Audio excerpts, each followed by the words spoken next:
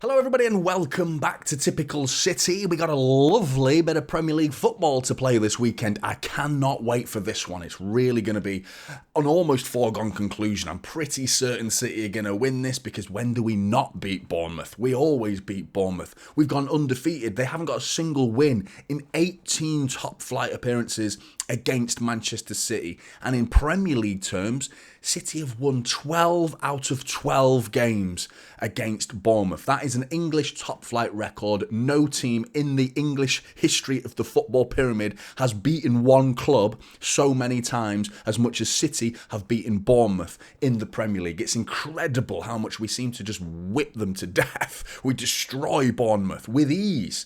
So they couldn't have picked a worse fixture. Just as they managed to finally get their first win of the season, they have the difficult test of going to the League Cup and playing Liverpool, and they played okay in the League Cup midweek at home to Liverpool. They lost 2-1. But in terms of Premier League terms, they finally got their win against Burnley, against Vincent Kompany's Burnley. So you're thinking, right, now, bit of momentum. Imagine getting 2 wins back-to-back. Who have we got next? Oh, we're going to City. We're going to the treble winners at the Etihad. They couldn't have picked a worse game than facing Manchester City. They're in big trouble, big trouble, because City are not only just a formidable outfit on paper, on form right now. You've got Rodri and John Stones and just purring in the middle of midfield, who are just like mouth-watering midfield of quality, ability, and physicality. Everything about that midfield is just what you want. It's just what you want. I can't think of a better midfield duo as two double pivot defensive midfielders in the world as a partnership right now. I can't think of any, with Rodri being the out-and-out best defensive midfielder in the world, hands down. John Stones has got some way to go to achieving that sort of accolades and those sort of superlatives. He's a way away from that, unfortunately, but as a partner to Rodri, they just complement each other so well, and the fact that he's got this versatile role, dropping into centre-back, the half-back role that we call it nowadays. Well, I call it that. You can call it what you want, but I'm calling it a half-back role because I think that makes sense.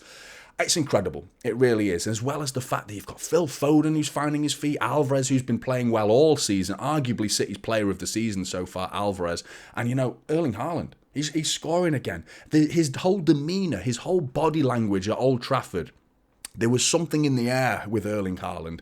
There was just that, these celebrations, they were venomous, weren't they? There was a little bit of hate in there, a little bit of like, shut up everybody. All the critics, all the doubters that have been doubting this individual since the start of the season, they were doubting him with 8 goals in 8 games, which is an incredible thing to do, to criticise someone for scoring 8 goals in 8 games. And he's shit, he's doing terrible, isn't he? Terrible. And now he's scored 2 in the Manchester derby. They're starting to shut up again, aren't they? They're crawling back under their rocks that they crawled out from to get out their little opinions, and they're not even. I can't believe they believe it. They must be doing it for clicks or just to get eyeballs on their content. There's no way they genuinely believe Erling Haaland isn't going to score more goals this season. There's no way, or they're just moronic.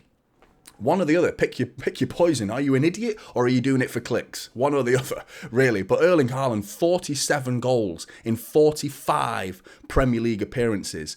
That is 2 more goals than Bournemouth have there in their entire last 48 Premier League appearances. For the entire Bournemouth team, Erling Haaland has scored more goals than Bournemouth have in their last 48 appearances. He's 3 goals away from a half-century of Premier League goals, and he could potentially do it in 48 games. The record is held by Andy Cole, and he took 60 games. The quickest ever in the Premier League history to reach a half-century of goals was Andy Cole, and it took him 60 games. Erling Haaland, he's about to find another record to his name, and he arguably could do it this weekend. 3 goals away from half a century. Who's to say he's not going to go and get himself another hat-trick against Bournemouth? He's already got, how many hat-tricks has he got now? I think it's 5 or 6 hat-tricks already, Premier League hat-tricks, and we've just started his second season.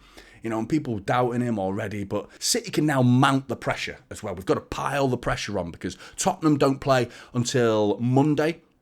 Arsenal aren't playing until Saturday evening. Liverpool aren't playing until Sunday. So we go first. And we're already talking about these sort of terms, this type of pressure in November. We've just entered November. We're miles away from the Christmas period.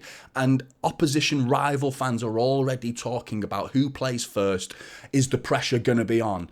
Because they know that City just keep going. We're the juggernaut. That juggernaut just does not stop. We just keep churning win after win and keep going and going and going. And they know how they can't afford to even draw anymore. Draws are now like a loss in a Premier League title race. Even this stage of the season, they're looking at it. You go and look at the celebrations of Tottenham after they beat Crystal Palace last Friday night. They deserved to win. They played reasonably well. They got their win, but their celebrations was just too emotional for me.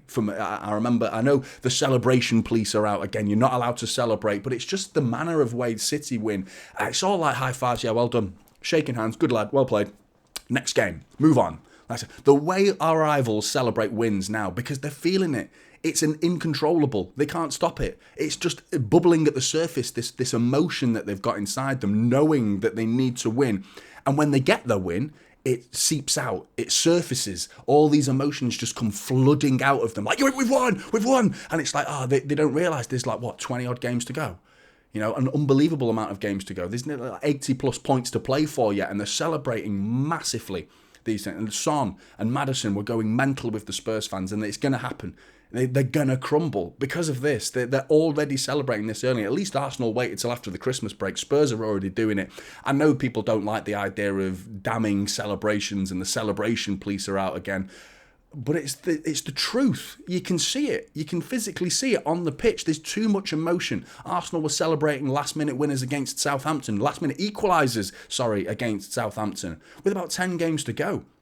But with 4 games still left to play, City had the title in the bag. You know, they'd collapsed before that. So you can't be thinking this excitedly this early into the season. But in terms of predicted starting 11, I'm going to get straight into that now in terms of what I think the two teams are going to look like. Going to start with Bournemouth, of course. Radu is going to go straight in with Neto's absence as well. Kirkez, who's been playing reasonably well. Lloyd Kelly can play in that position at left back. I think Kirkez is going to come in at left back for Bournemouth. Lloyd Kelly can also play at centre back as well, but I do think they're going to go with Kirkez, who played against Liverpool and Burnley. Mepham's going to go at centre back, and Zabani is the partnered centre back for him. They like to play a 4-2-3-1, Bournemouth, which, you know, it's been not working for them, but they stick with it, in fairness to them. At right back, I've gone for Adam Smith. And then in front of them, it's likely going to be, would have been Lewis Cook, wouldn't it, in front of them, but they've had to start. Billing is the one to watch out for. Philip Billing, for me, is a really good player. I think he's a level above Bournemouth. He's a powerhouse of a midfielder. He's nowhere near the level of Yaya Toure, but he's got those attributes, that ball-carrying ability like a train, you know. He doesn't look on the eye physically appealing. Like, he looks slow, but it's like, hang on a minute, he's just ghosting past players like they're not even there. So Philip Billing is one to watch out for. Normally they've been playing him as a number 10 earlier on in this season, but they've dropped him into a double pivot role, which again, I think he can do that role just as well, but now you're having to ask him to do more defensive duties rather than attacking duties, which doesn't bode well for his style of play. He can play that role, but for me, I think he's much more suited playing as the number 10 with Christie instead. Ryan Christie's likely to play as the number 10 instead.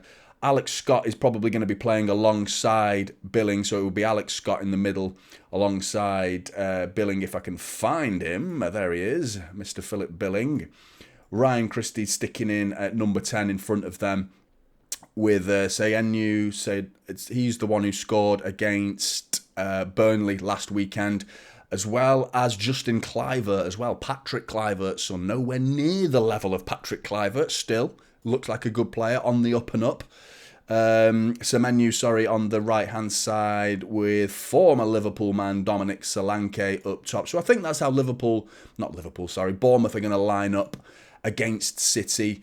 But you're probably going to see more of this, you know, dropping into deeper positions, and Ryan Christie's going to have to tuck back and Solanke's going to have to tuck in. They're probably going to shift in. That's probably more how they're going to look when City are playing. On paper, it might not look so defensive at the start of the game, but as the game plays out, you know City are going to force these players into more narrow positions. Adam Smith might even start tucking in. That's how you try and beat City and make the team as narrow as possible. In terms of City, I'm going to go with Ederson in goal. That little flutter that we all thought, ooh, Ortega, is he number one now? Is he now? I don't think he is. I don't think he is still. I think Ederson's still number one for Manchester City. I'm going to go for full strength, I know, because we've only got young boys midweek as well. We're almost through in the Champions League group. We're basically through. Young boys in the week. It's like pick the lesser team, isn't it? It's not like, oh, we've got a tough game. After young boys, we've obviously got Chelsea and Liverpool to worry about, which is two fixtures that we really need to be looking off. But they're 2 games away. They're off in the horizon, aren't they? So we need to be mindful of those games ahead. But really now it's a case of getting good, healthy minutes under our belt, get some players with, get that sharpness into their game as well. But I still think we need to go full strength against Bournemouth. As much as I think we're going to wipe the floor with them, with probably any team that we could pick, we could beat them. I just think it's the Premier League, and young boys could probably be afforded to have a few rested players. Manuel Akanji's back. I'm still not going to play him though, so I have gone with Kyle Walker at right back. Ruben Diaz as the left centre-back. John Stones starting as the right centre-back, but you know that won't last very long. Gvardiol I've gone for at left back. You know what he's going to do. If Pep goes with this, then you know what he's going to play against young boys. If he goes with Nathan Ake and Akanji playing in this game against Bournemouth, then you know he's going to do the roles reversed against young boys. So whatever he plays tomorrow rather, he's likely going to switch it out, a few players here and there in the defence in the midweek game on Tuesday against young boys. But I think I'm hoping he goes full strength against Bournemouth, because this is an opportunity to go top of the league. You know, a major opportunity to go top of the league, and the pressure that we will pile on to our rivals by doing this. You know, we're meant to be in a bad vein of form. Remember that? It was only 3 weeks ago we were talking about, City in crisis. Who remembers that? You don't even need to remember it, really. It was like 2 weeks ago we were talking about those words, City in crisis. That's what they were saying. Now look, you know, we beat Bournemouth Saturday, 3 o'clock kickoff, top of the league. Crisis. Stick that crisis up your arse. Absolute joke. Unbelievable. Rodri going in defensive midfield, of course. Now it's where it's like, I really want to play Bernardo Silva, but I do want to see a bit of Jeremy Doku. And I think Grealish deserves a start. His performance against United was fantastic, as well as against young boys in the middle of the week. I think maybe he's going to stick with him, and I have a feeling he might do, which means I think Bernardo Silva was man of the match against United. I still want to see Doku, though. I still really want to see Doku. So I am going to put Jeremy Doku on the right and Jacketh Grealisheth on the lefteth. I don't know why I'm speaking like an idiot, but that's how it's happened. Jack Grealish and Jeremy Doku on the wings. And then in the front two, which becomes a box, effectively, I want to see Phil Foden alongside Jeremy Doku to offer Jeremy Doku those through balls, that precision, that level of control that I don't think Alvarez offers quite as well as Phil Foden does. And I think that complements Jack Grealish as well. So I'm going to stick Alvarez out of there. And of course, the man looking for a half century of Premier League goals, Erling Haaland. In truth, how the game's going to play out, we're going to probably see something along the lines of this, probably with more like this, really, with Bournemouth being like pinned back to the edge of their box, well, not even inside their box, trying to build a big red and black wall on the goal line, potentially is their best bet. But really, it is probably going to be a very deep, middle, narrow block from Bournemouth. Erling Haaland's going to be tried to be swamped out, blocking the channels from Billing and Alex Scott into him, but Alvarez is going to be trying to get in there. Phil Foden's going to try and get in there into these gaps here. Kluivert's got to have to cut back. Jeremy Doku's hopefully going to stretch them. Grealish and Doku need to stretch them. I think you're going to see Rodri tucking in there, John Stones pushing up with Rodri, Ruben Diaz being a springboard for our play, and Ederson probably chilling about there for 90 minutes, I imagine. That's how I imagine the game's probably going to pan out in terms of the overall flow of the game. I think we're going to win. I'm going to go with 5-0. 5-0 I think we're going to go for. I don't think Haaland's going to get his hat-trick. I hope he does. I think it could be 2 goals for Erling Haaland. I'm going to go for 2 goals for Alvarez. I'm going to go with a Jack Grealish goal. I feel like Jack Grealish is going to get a goal this game because people are talking still about his numbers and ignoring what he offers as an overall contribution to the game. I think he could bump his numbers up in this game, maybe get a goal or a cheeky little assist in this game. I think he will. But get your predictions in below, Blues. I really want to hear them. Come and join me for the watch along, which is this Saturday, 3 o'clock kickoff against Bournemouth.